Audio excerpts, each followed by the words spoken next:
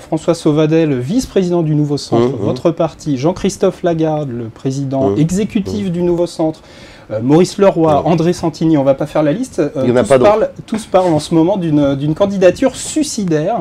Ils sont contre clairement votre candidature. Comment vous pouvez être candidat sans un parti derrière vous? Mais j'ai un parti derrière moi. Vous citez 4 personnes.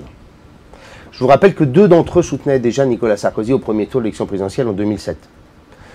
Donc, en tant que tel, il n'y a rien de très nouveau. Les 2 autres, ils sont membres du gouvernement. Et très clairement, je le dis, ils sont en service commandé pour amener sur un plateau le Nouveau Centre à Nicolas Sarkozy.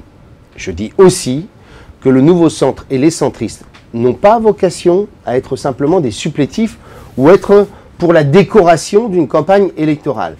Je veux porter un message politique que je construirais par 2 mots, être force de proposition et être force de correction.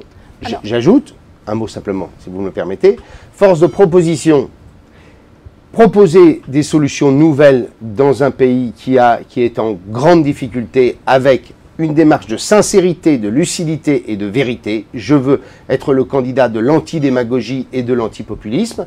Et deuxièmement, force de correction, parce que j'ai assisté pendant 5 ans à une majorité qui n'était pas équilibrée, avec des dérives qu'il faut pouvoir corriger dans une majorité nouvelle. On va y revenir à cet engagement. Ces mêmes personnes dont on parle invitent aujourd'hui les présidents et les délégués départementaux du parti, de votre parti, à débattre de votre candidature. Est-ce que vous craignez un putsch contre vous, une explosion du parti?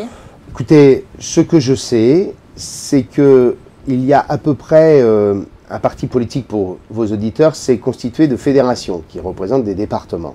Chaque département est constitué d'une fédération. Sur les présidents et délégués départementaux, il y a environ 140 à 150 personnes qui ne viendront pas. Donc on est très loin d'un mouvement. Alors après, on peut remplir la salle en faisant venir des personnes. Mais si je prends les présidents et les délégués départementaux de chaque fédération, c'est au maximum une vingtaine de départements qui seront présents. Donc cette réunion ne vous inquiète pas outre mesure?